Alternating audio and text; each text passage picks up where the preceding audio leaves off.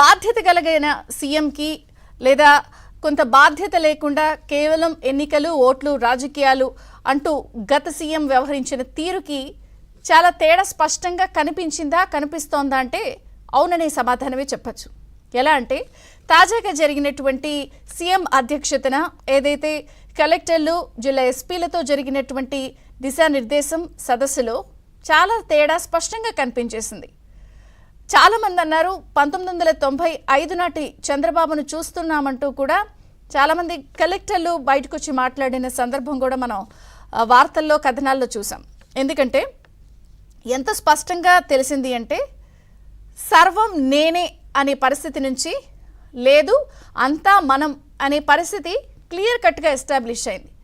గత సదస్సులు లేదా గత 5 ఏళ్ల వైసీపీ పాలనలోని జగన్ సర్కార్ కలెక్టర్ల సదస్సు చూస్తే ప్రజావేదిక కూల్చివేతతో ప్రారంభమై నేను చెప్పిందే చేయాలి, నేను చెప్పిందే మీరంతా ఫాలో అవ్వాలి, మనం చేసే పాలసీ అంతా కూడా రేపొద్దున అది నా గెలుపుకి లేకపోతే గెలుపు విషయంలో మీరిచ్చే నిర్ణయాలు లేదా పాలసీకి సంబంధించిన సూచనలు దోహదపడాలి అన్నట్టే జరిగిన తీరుకి ఇందులో మనం గమనిస్తే ఈసారి జరిగినటువంటి సదస్సులో చాలా కొత్త కొత్త పదాలు విన్నాం మనం. P4 పాలసీతో మనం వెళదాం, ఈజ్ ఆఫ్ డూయింగ్ బిజినెస్ అనేది స్పష్టంగా కనిపించాలి, మనకున్నటువంటి వనరులేంటి, మనం ఎలా అభివృద్ధి చెందాలి, ప్రత్యేకంగా మీరు పెర్ఫామ్ బాగా చేస్తే నేను గుర్తిస్తాను, 1995 నాటి సీఎంని చూస్తారు. ఇదే కాకుండా కేవలం ఉత్తి నిర్ణయాల ద్వారా మనకు అది లబ్ధి ఎలా చేకూరుతుందని కాకుండా రాష్ట్ర సమగ్రాభివృద్ధి, రాష్ట్రం అందరూ మాట్లాడుకోవాలి. ఒకప్పుడు ఇక్కడున్న బ్యూరోక్రాట్స్ గురించి ఢిల్లీలో ఎంత చర్చ ఉండేదో ఇప్పుడు ఏపీలో ఉన్న క్యాడర్లో ఉన్న వ్యక్తులను అసలు అక్కడ ఎక్కడా పోస్టింగ్ కూడా ఇష్టపడట్లేదు, వీళ్ళ మోస్ట్ కరప్టెడ్ అనే పరిస్థితి నుంచి ఇప్పుడు పూర్తి స్థాయిలో మారాలి. సో మీరు మారతారా లేదా మారకపోతే కఠినమైన నిర్ణయాలు ఉంటాయి అని ఒక రకమైనటువంటి స్వరం, పూర్తి స్థాయిలో అభివృద్ధి సంక్షేమమే లక్ష్యంగా రాష్ట్రాన్ని ఎలా పునర్నిర్మించాలి, ఇలాంటి పదాలు మనం ఈ సదస్సులో వినడం నిజంగానే ఒక కొత్త చంద్రబాబుని ఆనాటి పాత రోజుల్ని చాలామంది గుర్తు చేసుకునే పరిస్థితి కనిపించింది. ఇదే కాకుండా తప్పు చేస్తే నిలదీసే నైజం అనేది స్పష్టంగా కనిపించింది. ఇంకా చెప్పాలంటే తప్పు చేస్తే ఎలాంటి చర్యలు ఉంటాయి అనేది సున్నితమైన హెచ్చరికలు కూడా కనిపించాయి.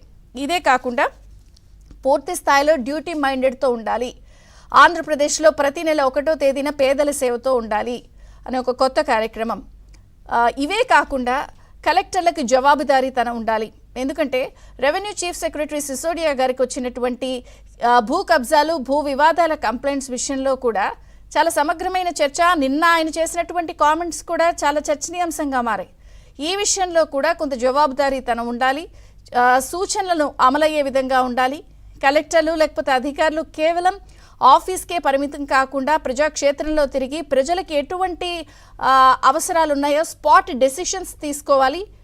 ఇలాంటి దిశానిర్దేశం చూడటంతో ఒకసారిగా అందరూ మాట్లాడుకోవడం జరిగింది. ఏంటి నిజంగా 1995 చంద్రబాబు రిటర్న్ అయ్యారా? P4 పాలసీ అంటే పబ్లిక్ ప్రైవేట్ పీపుల్ పార్ట్నర్షిప్తో వెళ్ళాలి. ఆగస్టు 15 నుంచి అన్నా క్యాంటీన్లు ప్రారంభం, అలాగే ఎప్పుడూ లేని నిర్ణయాలు, సూచనలు, దిశానిర్దేశం ఇవన్నీ చాలా స్పష్టంగా కనిపించిన నేపథ్యంలో ఒక రకంగా చూస్తే ధ్వంసమైన చోటు నుంచే మళ్ళీ పునర్నిర్మాణం చేసే దిశగా ఆ మార్పు ఏదైతే స్పష్టంగా కనిపించిందో, మరి ఈ నిర్ణయాలన్నింటిలో ఈ చెప్పిన అంశాల్లో చంద్రబాబు గారు ఎంత మేర సక్సెస్ అవుతారు, ఇందులో ఉన్నటువంటి ఇబ్బందులు ఏంటి, నిజంగా 1995 నాటి చంద్రబాబు మళ్ళీ రిటర్న్ అయ్యారని ఎందుకు చర్చ ప్రారంభమవుతుంది? ఎందుకంటే ఆయన ప్రత్యేకించి ఆయన మార్క్ పాలసీలు ఉన్నాయి. సో 1995లో ఎవరైనా సరే అప్పుడు చంద్రబాబు గారిని చూసినప్పుడు స్పాట్లో నిర్ణయాలు తీసుకోవడం, లేకపోతే ఇన్స్పెక్షన్స్ తీసుకోవడం, వేగంగా చర్యలు తీసుకోవడం, తప్పు చేసిన వాళ్ళని ఇమీడియట్గా శిక్షించడం, జన్మభూమి, మన ఊరు ఇలాంటి కార్యక్రమాలతో పాటుగా మనం విజన్ 2020 అని చూసాం. అప్పట్లో దీన్ని చాలామంది హాస్యాస్పదంగా జోకులు వేశారు, ఎక్కడ 95 ఎక్కడ 2020 అని. కానీ 2020 వచ్చేసరికి దాని అభివృద్ధి ఫలాలు, టెక్నాలజీ విషయంలో ఎలాంటి రిజల్ట్స్ వచ్చాయో చూసి తాజాగా కూడా అందరూ మాట్లాడుకున్న సందర్భం చూసాం.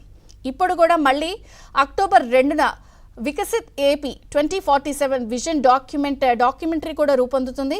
దీంతో ఆంధ్రప్రదేశ్ ప్రభుత్వం ఎటువంటి క్లియర్ విజన్ రూట్ మ్యాప్తో వెళ్లబోతోందన్నది కూడా స్పష్టంగా కనిపిస్తున్న నేపథ్యంలో మరి పాలన పట్టాలెక్కించే దిశగా అధికారులు సహకరిస్తారా, మరి ఆనాటి బాబుని మళ్ళీ చూస్తున్నామన్న నేపథ్యంలో మరి చంద్రబాబు గారు ఆశించిన ఫలితాలు వస్తాయా, ప్రజలు కోరుకుంటున్నటువంటి పాలన ఈ 5 ఏళ్లు ఈ నిర్ణయాలతో లభించబోతోందా? సో 1995 బాబు రిటర్న్స్ అంశంపై చర్చ ప్రారంభించే ముందు